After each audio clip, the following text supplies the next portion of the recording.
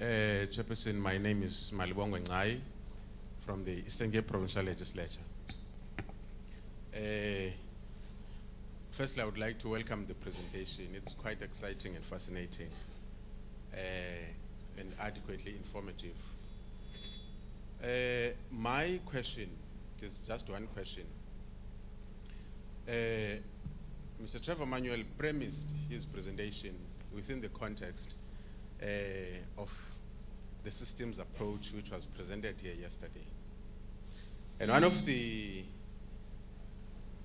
interesting parts, as far as I'm concerned, in yesterday's presentation was that you have what is your future, your current future, which is where we will go to if you continue doing things the way you do. And then you have the ideal future, where you desire to be. And I see the National Development Plan within that context as our ideal future as the country. I do understand that one of the purposes of these interactions is to change us so that we take the path that leads us to the ideal future. I would like to know from where you are whether, as a country, we have moved in a pace that is sufficient, that will take us to where we are. We didn't have the NDP before. Now we have the NDP. Has our way of doing things changed in a manner that gives hope that the NDP will be realized? Thank you. Let's take the second question. I think the lady there in the middle. And Mr. Ndamaze, you'd be the last one. And Mr. Manuel will then respond. Thank you very much. Agnetha Orense from Parliament. I'm speaking from a public education perspective, focusing on active citizenry. And what I see from your presentation is that one can actually draw from the notion of praxis, as I'm taking it within the context of systems theory and systems approach, where how do we see ourselves as agents of change within the systems approach, and within that, becoming that agent of change, not within the legislative sector alone, but how do we do that, expand that within our active citizenry, civic education approaches? How do we do that? How do we tap into our schools? How do we tap into all the sectors within the country to become that agent of change? So I'm really drawing from that notion of praxis, how are we emancipating ourselves to become those agents of change? Thank you.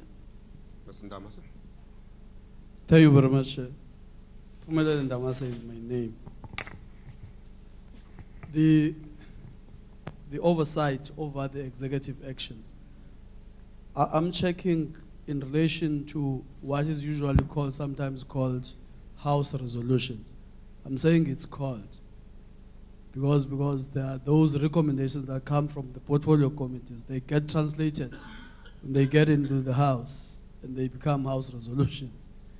Now the question is, if the executive actions are not responsive to those House resolutions, can we ever have, or do we have any implementable consequences where a member of the executive council can be taken to task?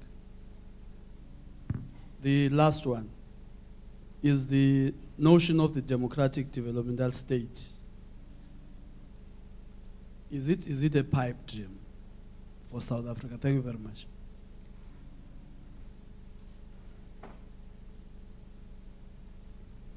Thank you, Mr. Mohammed.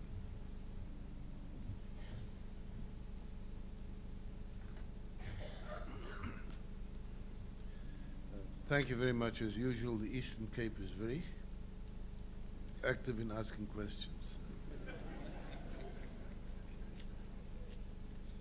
I hope it's a consequence of your old traditions of Khabulis.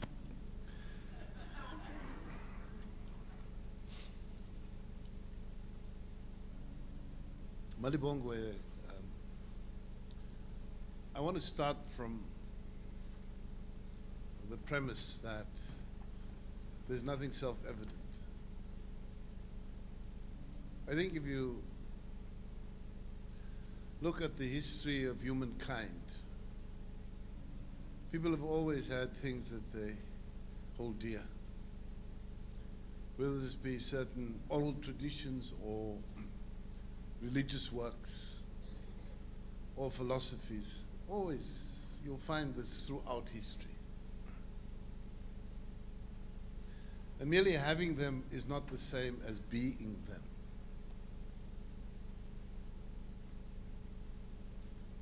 And so merely having drafted a national development plan, there's nothing self-evident about its implementation.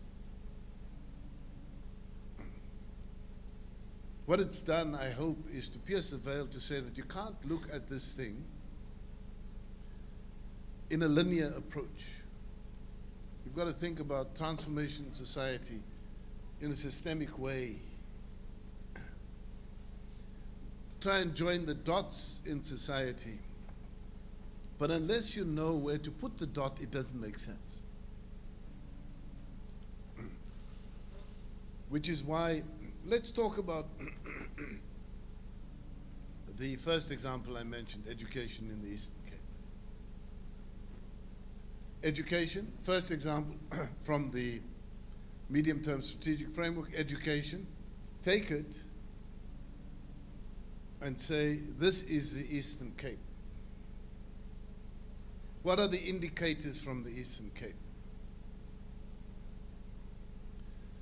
What would the annual national assessments look like?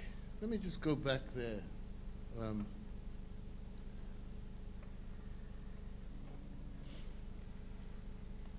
We're not going to go through all of them, just for illustrative purposes.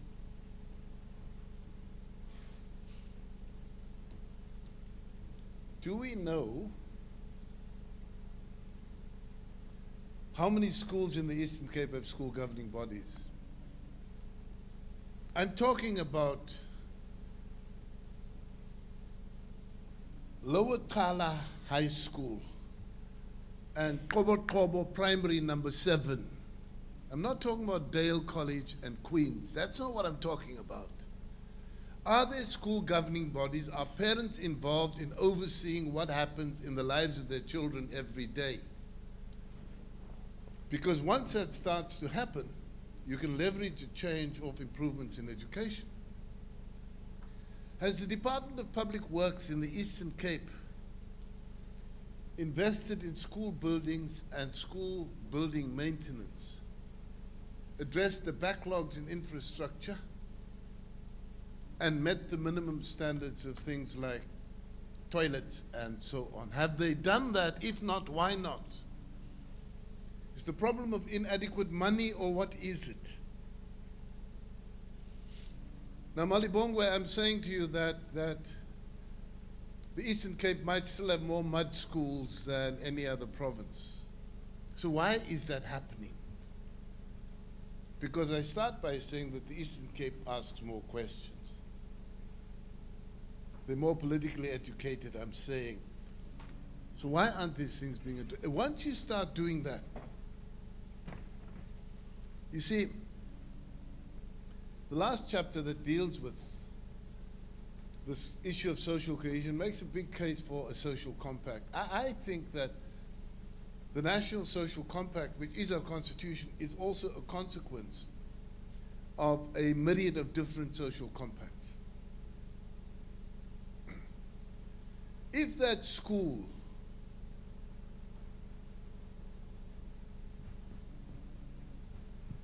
in Ngobo, the high school, St. Mark's, ne? St. John's, what's the word? St. John's in Damas. Nyanga Senior Secondary, okay, you know that one. What was the grade 12 pass mark last year, and why is it so low? How can it be improved? What do we know about it? How many students who came from there, not parents who could afford to take their children away to Dale to then get good grades to take them to Wits or UCT or Stellenbosch? How many students from there got the grades to be able to make it? Why are those things not happening? When we start a process of inquiry in order to seek solutions that are within the mandate of fixing, then you get a social compact that involves the parents at Nyanga High, and other communities see that certain things are possible, that grades improve. Then you've got a social compact that holds the principal and staff accountable to the community. See, because when we passed the Schools Act in 1995, it wasn't to empower former Model C schools and private schools, it was to empower poor parents to have control over what happens in the lives of their children. It isn't happening. There's nothing self-evident about what we write on paper. It's until you convert that into measurable actions. With Stats Essay, we used to have this one-liner. If you can't measure it, you can't manage it. So you must measure in any environment.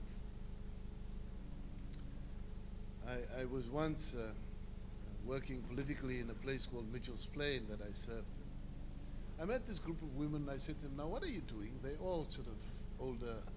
They said, no, we're the health committee. I said, the health committee, what do you do? They said, no, there's a day hospital. And we oversee what happens there. Explain to me, because it's not in the law.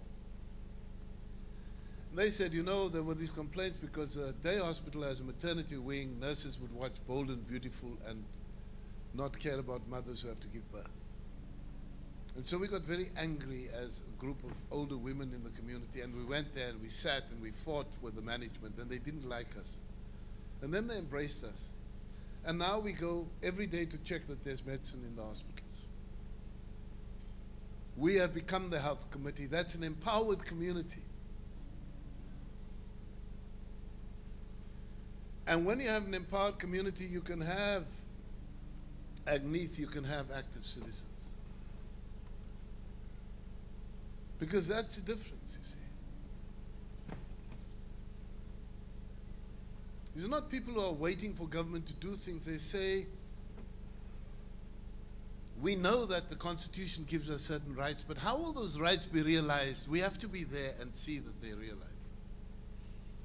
Because the MEC is not going to be interested. He's going to want to come with the cameras to cut the ribbons. That's life. But when the cameras have left, what happens in the lives of people? And that's where you need active citizens. And that's where your point about praxis is so fundamentally important. Because, you see, one of the things that we put into the National Development Plan, right in the center of this are three little cogs that drive the process. It's not the quality of the laws. It's not whether the laws are not going to be turned back by the Constitutional Court. It's whether your citizens are active. And active citizens are facilitated to know exactly what their rights are, and they live out and act out their rights, because that's what democracy is about. And when you have active citizens, there's actually no place to hide. You get effective government.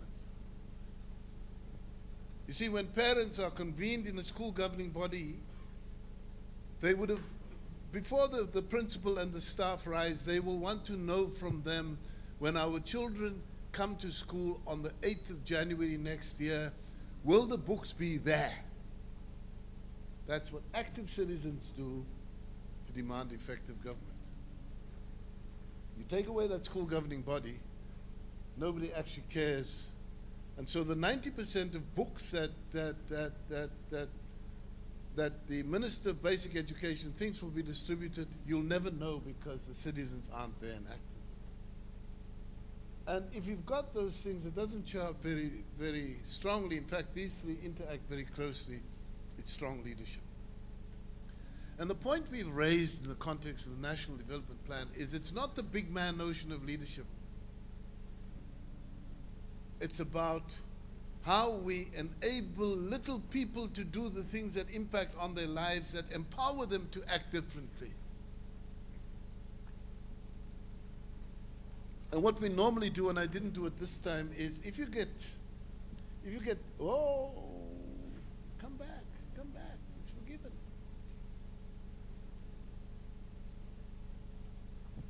You see, but if you get that cog turning, if you get that cog of active citizenry turning, it turns the entire machine. And so, as the machine turns, you get better opportunities. Sometimes it's entrepreneurship development that flows from this. You get capabilities. It's the power of people to do stuff. You get capabilities also from having access to better education and healthcare. It's about then being able to find employment. And if more people are in employ, then the economy grows at a much higher clip.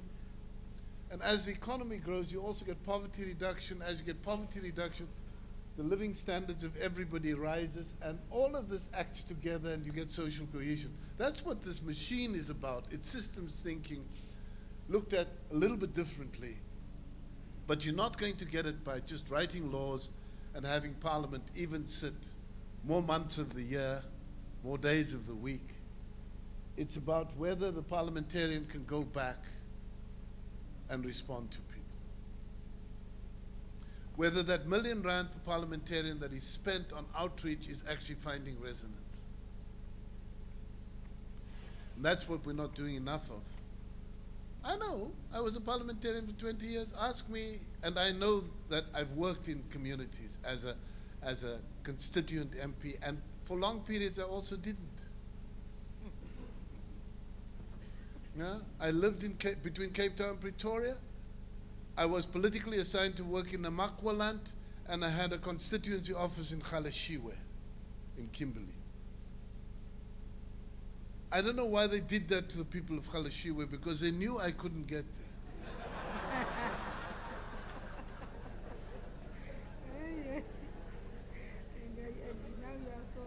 It wasn't what they were doing to me. It was, but nobody calls on you to account for your actions. And that's part of the problem, you see. In the Secretariat where you are in the legislatures, do you call on the chief whips of all the parties and say, you know, we've given you so many million for outreach work and in your constituency fund and so on and so on. Can you tell us what your party has done with the money for the past quarter? Do you do those things? Because if you don't, I want to go and form my own party and say, I'm the anti-Secretaries of Parliament party because they don't do with the money what they meant to do. Now, before we fall out with my brother Damas,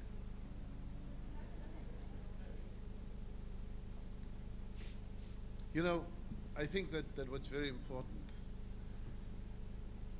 the issue you touch is at the heart of many, many difficulties. And I'd like to, you came at it from one side, let me come at it from the left field. And what happens too often is that portfolio committees and chairs of portfolio committees think that they exist as the imbongi of the minister or MEC.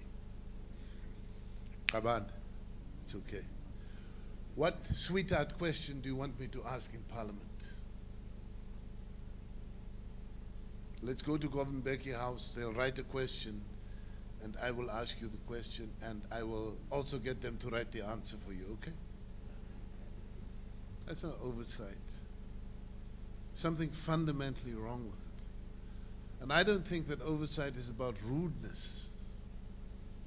You know, I've spoken to public servants who say, we take the trouble, we come there are 3 people in the portfolio committee, they are ill-prepared to deal with us, and then they start abusing us. That's not oversight. That's the edge of madness, but that's not oversight. And so part of what we need is a different kind of engagement that says, you see, Section 95, I think it's 95 of the Constitution, says that members of the executive shall be individually and collectively accountable. Now, if you're accountable, you're going to be able to engage, and all of the parliamentarians, regardless of the party persuasion they come from, must be able to answer the question.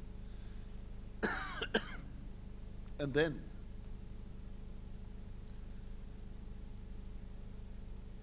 there must actually be some consequent actions.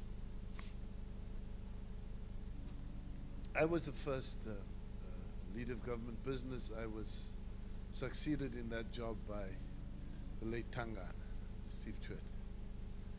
This bank that says, "Unsteve yourself," I'm angry with them because Tangana was my friend.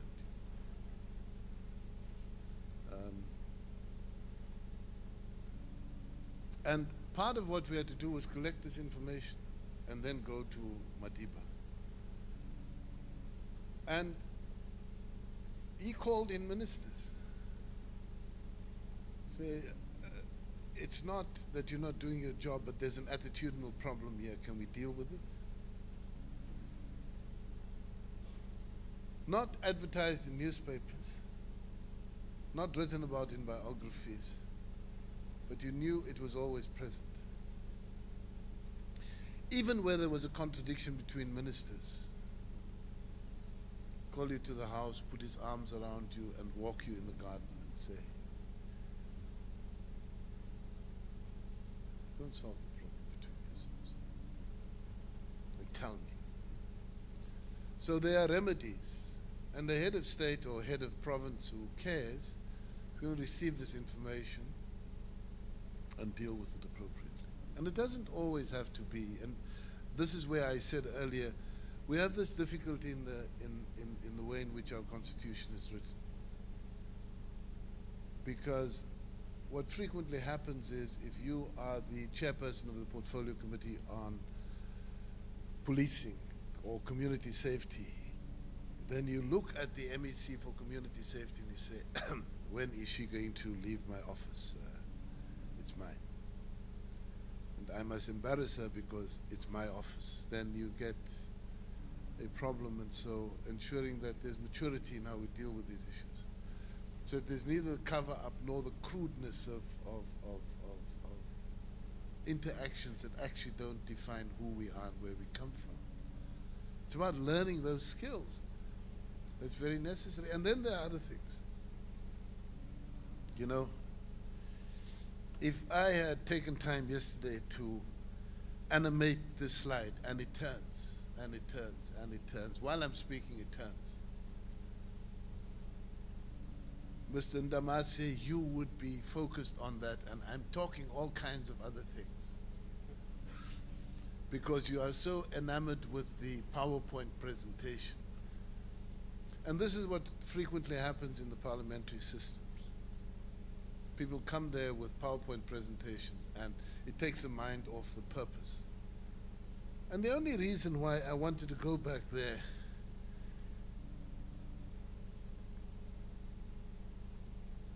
so that we never forget where Parliament fits into the system of democracy and what its mandate actually is. The first bullet is from the Constitution, but the rest are from what Parliament says it is about. And I don't think we must ever despair, and I don't think that we must give up on anything. But it does mean that we've got to deal with issues. Why is it, and I know this for a fact, why is it that no portfolio committee anywhere in the, I'm going to say 11 legislatures, because I'm going to separate out the NCOP from the NA for the moment. It's one parliament, but just for purposes of this point, has ever pulled up a department and said, these numbers don't add up. It looks like, it smells like a fish factory. There might be corruption here. Never done. Why?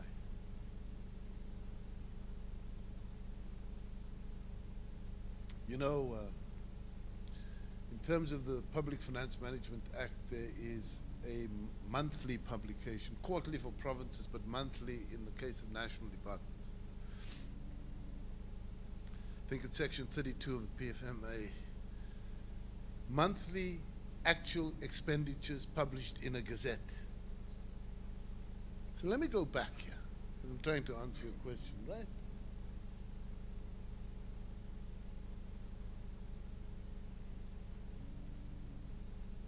The Department of Health says we're going to construct 213 clinics. The first question is, in the Eastern Cape, how many of these clinics are there? Maybe the needs are greatest. Let's just say there are 32 clinics. The next question is, where are they? How much will it cost? Because we need to see whether it appears in the budget, whether it's the Department of Health or Department of Public Works. We must see that. Then we need to know that the clinics are actually constructed. And you're not going to do 213 in the year 2019. By the time we get to the end of the financial year 2015-2016, which is the 31st of March 2016, right? You've got 30 clinics to be built, 35 clinics to be built in the Eastern Cape. How many would have been built, and can you go and show them to us?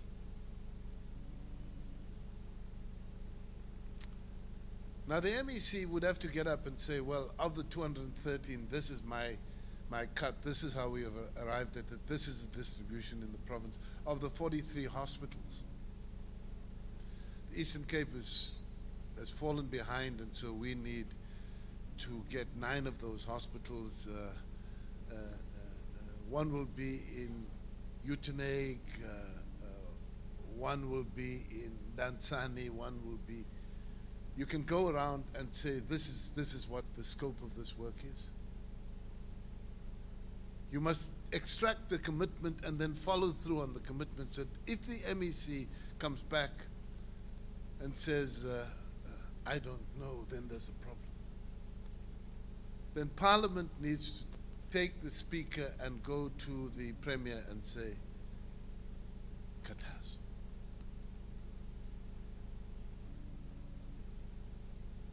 But that is Parliament living out its oversight role. I'm saying it doesn't have to be crude and hostile and rude and verbose. There are ways and styles of doing this thing. But allow the numbers to speak in how you go about it, because you must know which problems you can solve through